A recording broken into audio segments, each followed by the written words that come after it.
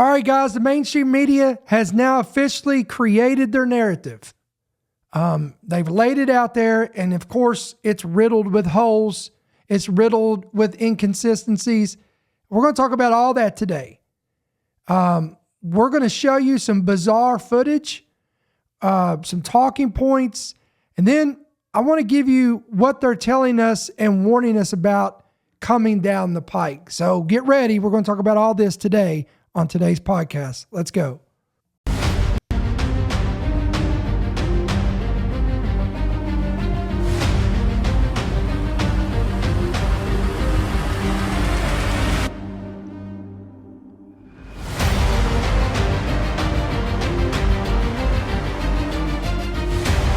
The following program is brought to you by friends and partners of End Time Headlines.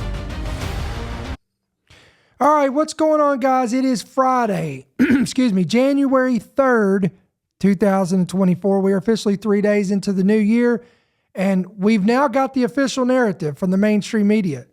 Boy, it took long enough, and they went back and forth, and they juggled this thing, and they mixed it all up, put it in a hat, and shook it up, and drew out this and drew out that conclusion, and then I guess they all put their heads together and they come up with the official narrative. We're going to talk about that today.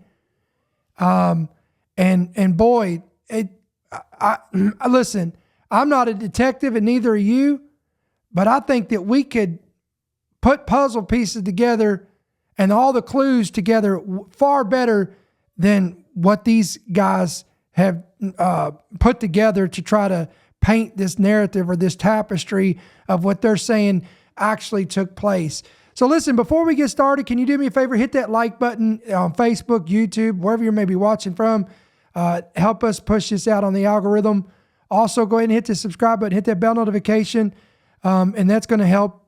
That's going to help you out by keeping you informed of every time we go live here on social media platforms, howbeit YouTube or the rebroadcast of this on Rumble or whatever platform you'll be watching from. Of course, we welcome you guys on Apple and Spotify, or wherever you get your podcasts as well.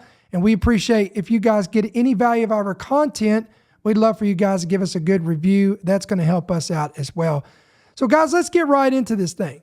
So let's talk about what they're telling us now. So before we get to what they're telling us, we got to recap this. So here we have on New Year's Eve, we have two events that take place simultaneously. A man who is a former military rents an electric truck from a rental app from a particular company on New Year's Eve. Technically, New Year's Day, if we want to be technical, fills it with explosives and drives it down Bourbon Street. The explosives fail to detonate, thank God. He gets out, starts shooting at police officers. He's gunned down. He's taken out. Of course, they found an ISIS flag on his truck. The FBI raided his home in Texas. They discovered, and we called it, the manifesto. Everything was there. The computer files, everything, the breadcrumbs, all of that was taking place. Meanwhile, that same day, that same timeline, while that was taking place, within hours apart, we go to Las Vegas, Nevada, where also former military, also using the same rental app, same company, rents also an electric vehicle, a Cybertruck, a Tesla Cybertruck, loads it down with explosives, has a detonating device. This is what they told us. He has a detonator, drives up to the Trump Hotel and detonates the explosives. It blows up the vehicle, killing himself. And all that took place simultaneously, same day, all the coincidental connections, yet now we're being told that a lot of what we were told is untrue. For example, when the event took place on Bourbon Street, the officials immediately came out and said, this is not an act of terrorism.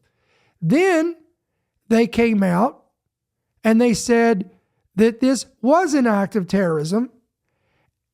Then they came out, eventually they said, well, he acted alone. Then they changed that and they said that there were multiple perpetrators. Every mainstream media outlet, CNN, Fox News, MSNBC, NBC, ABC, all of them said that there were multiple perpetrators involved, and they knew that as a fact.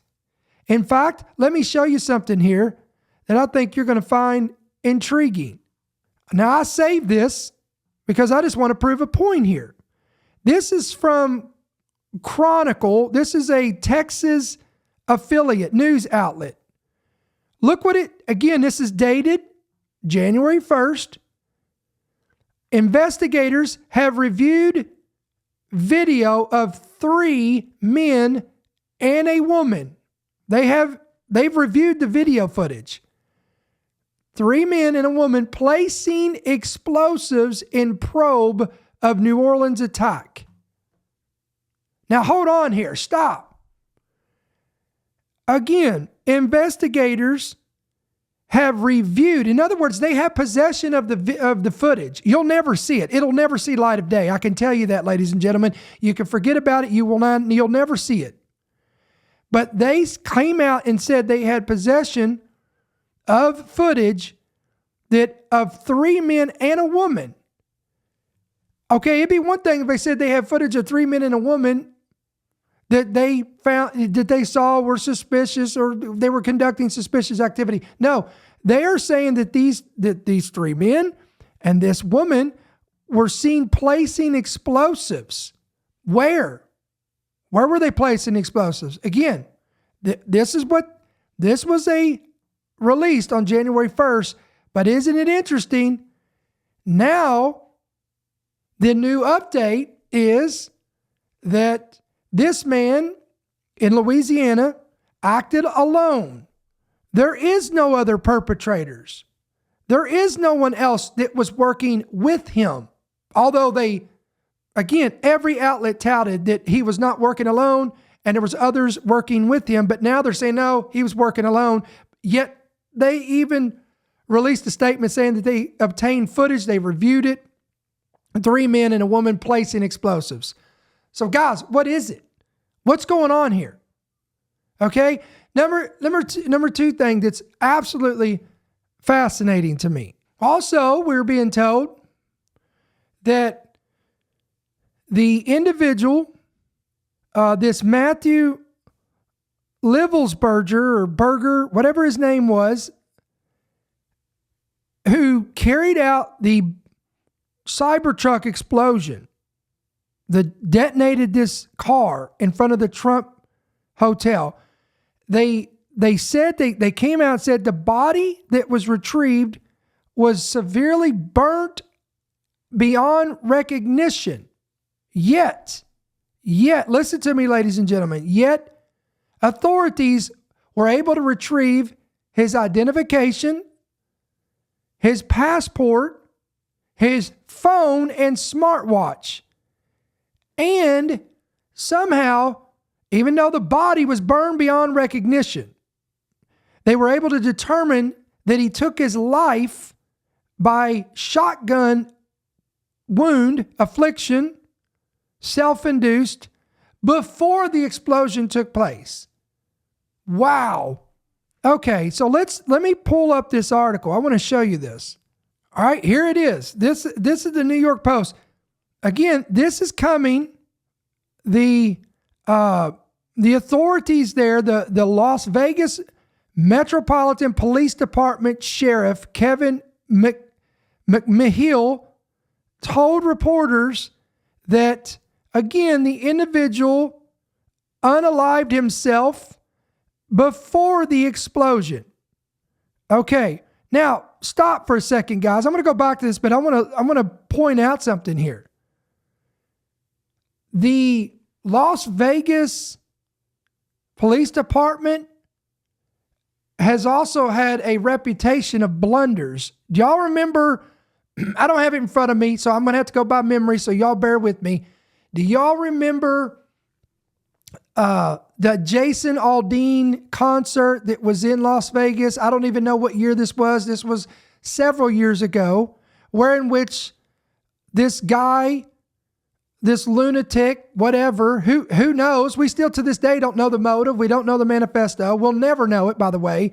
But he rented a room, took all kinds of firearms into the room, and began to spray people down below. And this was one of the worst mass shootings in U.S. history from the hotel. And that whole story was riddled with inconsistencies, holes. To this day, all these years later, and we still don't know why. We don't know the motive. We don't know the manifesto. We don't know any of this stuff. So, and again, the sheriff's department, the timelines, and we could bring up all kinds of stuff from that incident, they got roasted because of that, because there were so many inconsistencies. So the fact that they're saying this doesn't really surprise me, guys, to be honest with you. Let's pull up the article though here. An active member of the Army's elite special forces, again, shot himself just before the explosion at the Trump Las Vegas hotel. Stop. I thought you guys told us that he had a detonating device. Now, was this by remote control?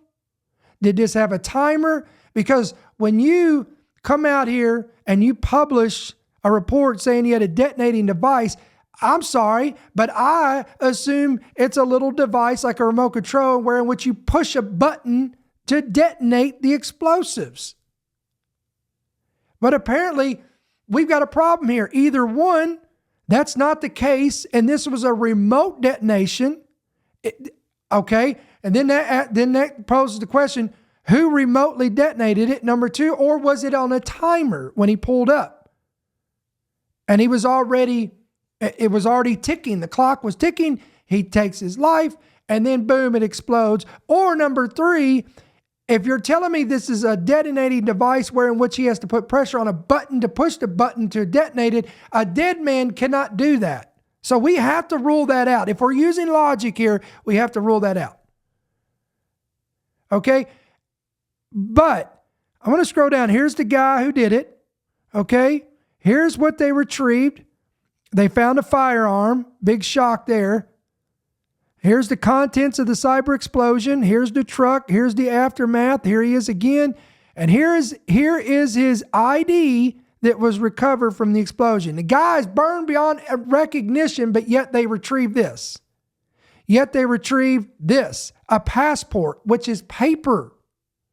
A paper passport, a plastic ID, all retrieved, in which you can conveniently read all the information off of it, all of it.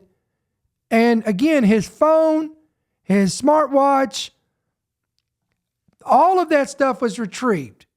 But yet this guy was burned beyond recognition.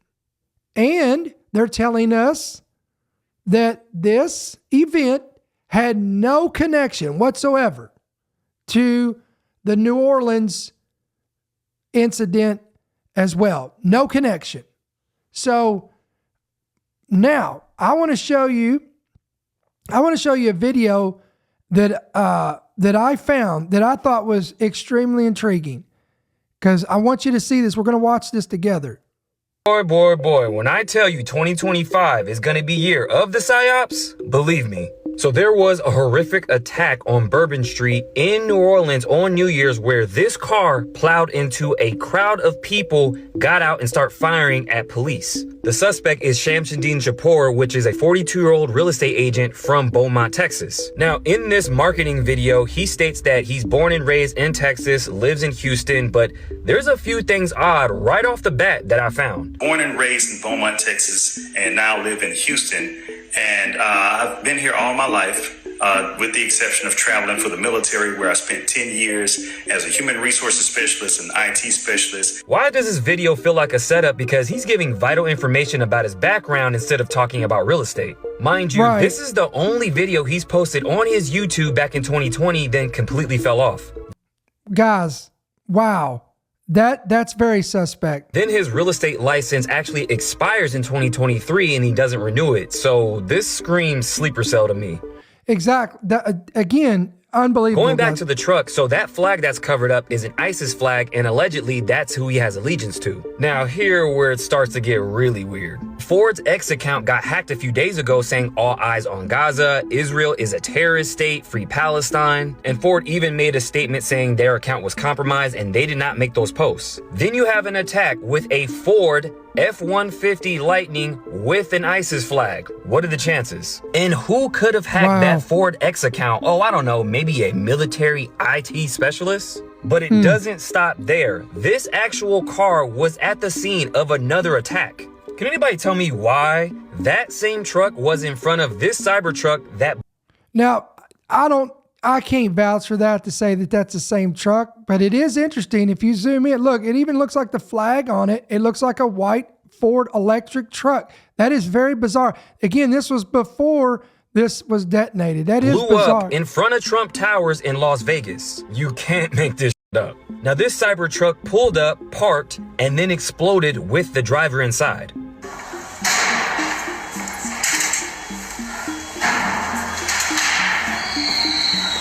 Now, obviously, they are sending a message to Elon and Trump. And who would willingly pull up just to unalive themselves like this? Exactly. Sleeper cell. And I find this pretty odd that Elon reposts this on his X account saying this Cybertruck looks like the future. This was a response to this post saying this Cybertruck is on fire and this literally looks like the Cybertruck is exploding. And it doesn't stop there. So you guys, on New Year's, the Empire State Building, the Washington Monument, and the US Capitol get struck by lightning. You mean the One World Trade Center. Same name, this truck, lightning, struck people in New Orleans. Got it. Also, they said that this truck was sitting on a dealership lot on December 14th, then got bought, then got put on Turo, which then he rented. Not to mention that Cybertruck that was in front of Trump Tower was also rented on Turo. Then the Airbnb he rents actually catches on fire and dozens of people had to evacuate. How convenient. Well, yeah, that's another thing. You don't hear anything about that. The Airbnb catches on fire. Why? What was in it? What evidence needed to be destroyed? Guys, I'm telling you, this is riddled with stuff. Hold up. This is happening in the same city where the Super Bowl is happening this year, February 9th. Didn't the Super Bowl happen last year in Las Vegas on February 11th? So you have two attacks on the same day in both of these cities. And look at the dates. 9. Wow. Listen. 11. Oh, they love their symbolism. Now, since then, the governor declared a state of emergency in New Orleans and even postponed the Sugar Bowl. Now, the question is, are we really under attack? Because the FBI just found 150 homemade bombs in a Virginia home, which is one of the largest seizures they've ever had. Either way, I would keep my head on a swivel, especially if you're in a major city, because it seems like somebody's sending a message. Now, guys, let me know what you think about that. That is intriguing. I agree. Everything. There's no way that these things are coincidence. No way. So want to talk about this. Now, on the heels of this, somebody sent this to me, so I definitely want to share this. This is a former CIA officer warning that there are more than 1,000 Al-Qaeda sleepers in the U.S. planning major homeland attacks. So again, we're going to scroll down here and watch some of this video, and let's listen what she says here. I just want to clarify. You are 100% certain that there are 1,000 plus Al-Qaeda trained fighters within the United States borders? Well, Al-Qaeda says they trained and deployed 1,000 for this attack. First off, I think there's more than 1,000 Al-Qaeda members in the United States.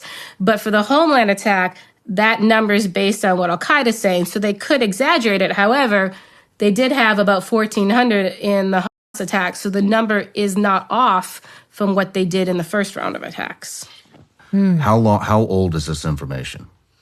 I mean, it's ongoing. So the training's already done, right? So all the training info is now old because they trained all the Homeland attackers, if that makes sense. So like next week, you're not going to get info of a Homeland attacker probably at a terrorist camp because it's already done. So all this has been in the last year. So it's been over a year. It's been a year. Because this was a continuation. So they planned October 7th first, and then they rolled into planning this after. Are we next, or is Europe next? I think the embassy attacks are next, in my opinion.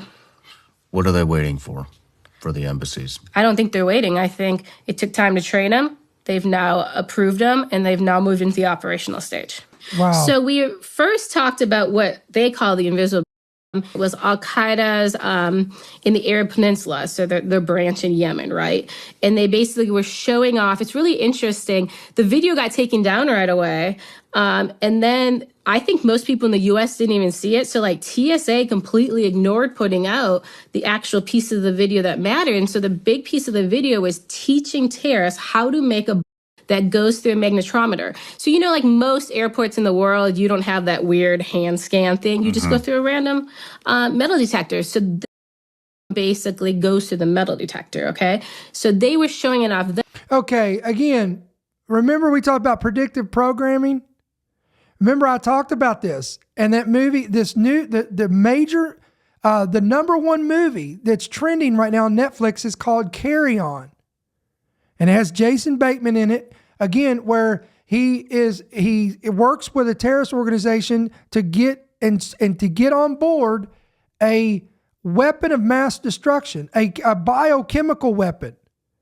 And again, same scenario, to get it through TSA and the whole 9 yards to get this onto an aircraft. And this is and listen what this woman's saying. Then, well, now Al-Qaeda's advanced and it's in a vest. But the interesting part is it doesn't just go supposedly through the metal detector. They made it with components dogs aren't trained on to sniff. So if you say, okay, well, we'll up our security and put more dogs, Al-Qaeda's saying, well, we've defeated that too. And this is the type of vest they plan to use potentially in their Homeland attack that's coming up. So it's very concerning because we aren't prepared for that. So this woman is telling us that there is over 1,000, could be more, sleepers in America waiting to carry out an attack on U.S. homeland. I'm telling you, 2025, guys, is going to be one, unless the Lord bring a reprieve, then this is going to be one for the books. I'm telling you. I mean, most of the buildings you go into, even if they have some sort of thing, it's already defeats that. I mean, I don't think we're prepared for anything that's coming. Right. We're not. I mean, do we have any preparations at all? I mean, from what I've seen, we have no preparations. That's right. We're going to get into more about the funding of Taliban. I mean, we're funding our own demise here. I mean, have you seen any positives? Is anybody doing anything? No, and actually, Al-Qaeda makes a joke out of the fact that they move the money we give to the Taliban to the camps that train the Homeland attackers, right? So it's almost like an kind of like Iran, right? Insider joke, like, yes, we are forcing America to fund their own attacks. So that is the plan, too, that the money will go back to us and our government. And then that makes Americans also look at our government like it's an inside job. You knew it, right? And so Al-Qaeda's... Right, exactly. If you don't want conspiracies, then stop doing this stuff. Going to play that game, which is really interesting. Al-Qaeda found the Building 7 conspiracy stuff fascinating. And they have actually had discussions about how we could do ruses and bring in the Building 7 people to make them blame their government more. So they're actually even... What about the U.S.? So the U.S., from what we've seen, I told you about the camps, right? That there's the advanced urban warfare. So we think it's going to look like October 7th, but it's actually based on, and October 7th was probably also based on it. It's based on the Mumbai attacks that occurred 15 years ago. What happened there? Before we dig into that. It was basically a terrorist group, Lashkar-e-Taiba. They did a number, it's called swarming attacks. They did a number of attacks in New Delhi, at a hotel, the Taj Mahal, I believe it was called, at like basically the train station, etc. The interesting thing about it, and this is why they're going to employ it now, is those terrorists were given kind of like latitude. One, they could change the location they were attacking, and they could change the modus operandi they were using. So, for example, when they went into the train station, it was supposed to be a bomb. When they got in there, they said, wow, we can kill more people just shooting them than putting the together, and they shot him. Another thing that they did is in real time, information was being passed to them. So when they were in the Taj Mahal, they were being told what was on the press and what the police were doing, and they changed basically some of their movements in the hotel. How many people, how many fighters do you think we can expect in each attack? Well, the 1,000 is all of them. So we're calling it's an Al-Qaeda planned attack, but within those 1,000 terrorists, some of them are because they want to be blamed. Okay, so the question is, did we just see the prelude to this? Did we see the initial, was this a sign? Guys, I just got chills from this. Were the two attacks in Vegas and in Louisiana, were these the initial horses out of the gate?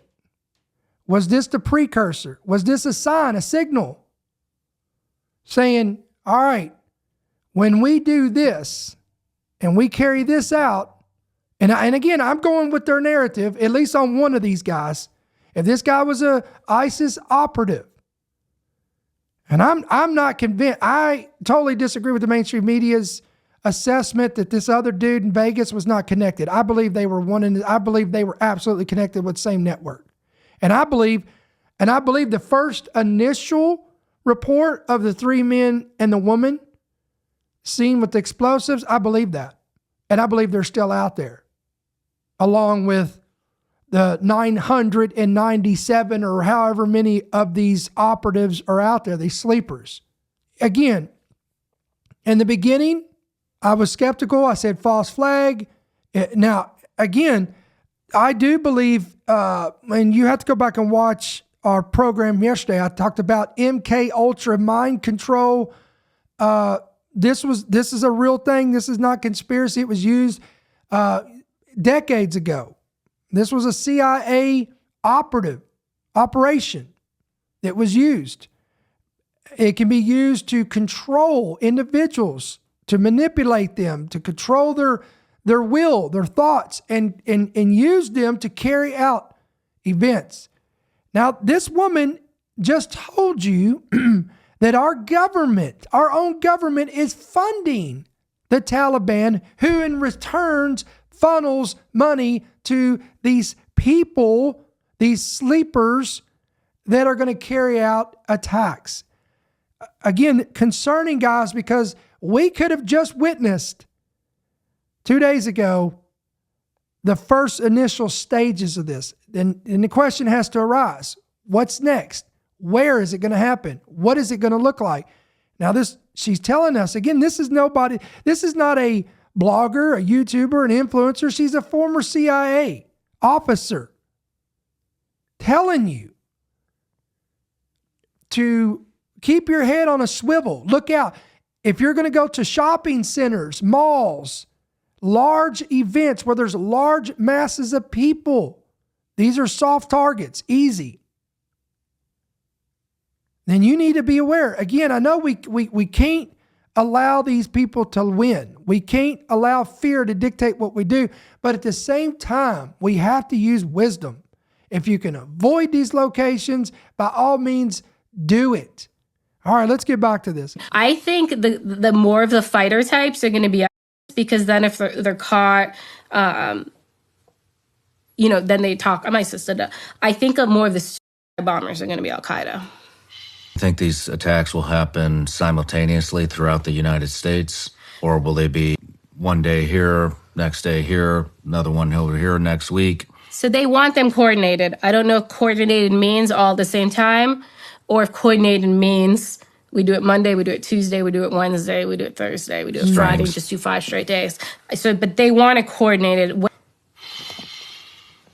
What kind of places do you think they're going to target? So this is what's complicated. So Al-Qaeda's preference, as you can imagine, is symbols of the U.S. or anything that causes economic damage, right? So capital is a great symbol. I feel like bridges or any kind of public transport. Okay, stop. Now we did the lightning. We talked about the lightning striking 4, think about it, 4 monuments that are all major monuments of America that represent certain aspects of influence, economy, wealth. You had the Washington Monument. You had the New York One Trade Center. You had the U.S. Capitol. And you had one other. I can't think of it right off the bat. But you had all 4 of these. And all of these got struck by lightning on New Year's Eve right before these attacks. And listen what this woman's saying. I'm telling you, and you know, your Bible talks about God can control the lightning.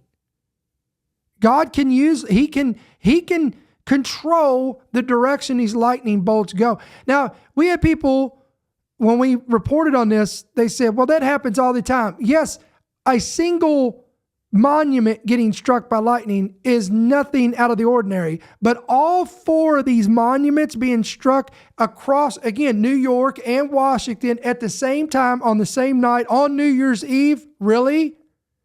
Come on, wake up. I'm telling you, all the warning, guys, the warning bells are going off. It's blaring. The sirens are going off. Everything is going off. Transportation always matters because it puts costs against us and it causes fear. But here's where it gets complicated. So remember, the terrorists might have their goal is they're going to attack the metro in D.C., right? But remember, some of these terrorists are going to be, and remember, they can change location. So the ISIS guy might go down the metro and say, there's not many people down here. I'll kill 20, but there's a event going on. I'm going to go up there, right? And because is a little different. Just wants mass casualty. In my opinion, terrorists in general, just leaving Afghanistan, a lot of them are coming up through the Darien Gap to the border. And there was a big push, right? Get in the U.S. while you can.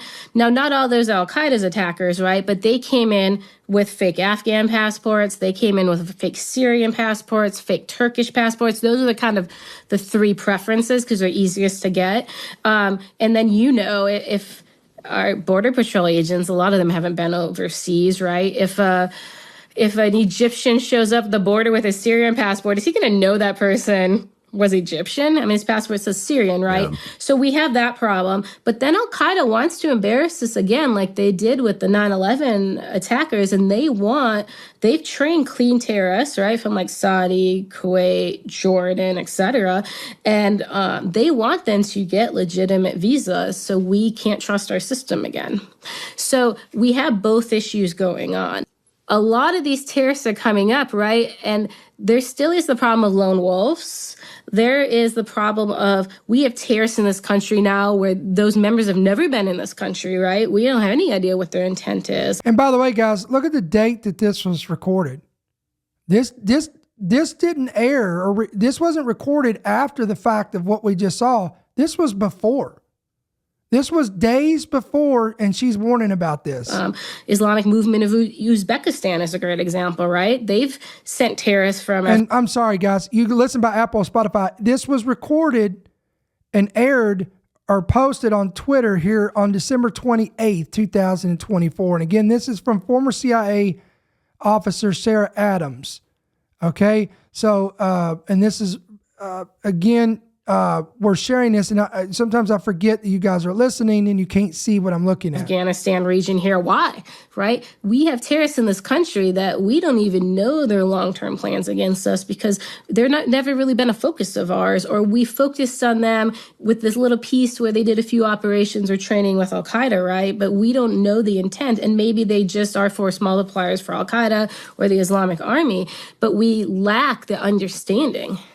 All right, guys, I want to show you this. Materials found in Houston home included precursor chemicals for homemade explosives. Now, again, this goes right along with what was discovered in that home in Virginia. Remember, there was homemade explosives there. In fact, it was the largest cache of explosives in FBI history. Tonight, the nation's capital is under heightened security out of what police say is an abundance of caution, though there is no specific threat. With a slew of major security events this month in D.C., the January 6th anniversary, former President Carter's funeral, and the inauguration of President-elect Trump, federal authorities are on high alert. Well, the reaction was one of anger and frustration. While investigators have not yet determined a motive in the New Orleans attack, they say the suspect had an ISIS flag on his truck as he carried it out. There are also mounting questions about the Las Vegas explosion outside a Trump hotel. And in a sign of the growing danger, experts say the number of domestic terrorist attacks and plots against government targets alone motivated by political beliefs in the past 5 years was nearly triple the previous 25 years combined. The FBI has also been warning the threat from homegrown violent extremists that are jihadist-inspired is surging. Since October 7th, though, that threat has gone to a whole nother level. Add to that the unprecedented 2 assassination attempts this summer on then-candidate Trump. All right, guys. So, again, this is a lot to take in, and it's a lot to be in prayer about. Now's the time. We got to get into some heavy intercession. We need to be in a lot of prayer. And again, use wisdom when you go out in public. If by all means, if possible, try to avoid places of large gatherings, especially in locations like New York and Chicago and New Jersey and California, places like this that are high profile states and locations. I would definitely be keeping my head on a swivel and paying attention to my surroundings and everything that's going around me. So guys, again, if you enjoyed our content, be sure to hit this like button. Hit that like button, hit that subscribe button, hit that bell notification. Take it a step further. Go ahead and download our free app. It's available on Apple and Android devices. You can pick it up today, and it's absolutely free for your benefit. Once you download it, hit that push notification, and then you'll get notified every time we put out a new podcast or every time we release a new article or breaking news or whatever the case may be. And of course, guys, if this ministry bless you, encourage you, equips you, we would love for you guys to pray about becoming a monthly partner. You can do that 2 different ways. You can give electronically right there on your screen, through the app or through the main website, or you can give by check or money order at End Time Headlines, P.O. Box 1391, Monroe, Georgia, 30655. So guys, I hope everybody has a great rest of the weekend. We will probably likely be on here tomorrow sometimes, again, to be announced on the time. I don't know what time we'll be broadcasting, but we'll probably do a podcast tomorrow for Saturday. And then, of course, unless something breaking or major happens on Sunday, we will not be broadcasting. And then we'll be right back here on Monday night. Okay, on Monday night, I believe it's January 6th, 7 p.m. Central, 8 p.m. Eastern, for our Monday night gathering, where in which we do a devotional and we do a time of prayer. So we would love for you guys to be a part of this. If you have not, if you're listening outside of YouTube, why don't you come over to our YouTube channel, subscribe, and that way you can be part of this when we go live on Monday night, 7 p.m. Central, 8 p.m. Eastern. So, guys, have a great weekend. Stay safe, stay prayed up, and stay under the blood of Jesus. And we'll see you guys on the next one. Thank you for listening to the End Time Headlines podcast. We pray that you've been blessed and equipped by today's message. For more information about how you can help partner with our ministry, please visit endtimeheadlines.org.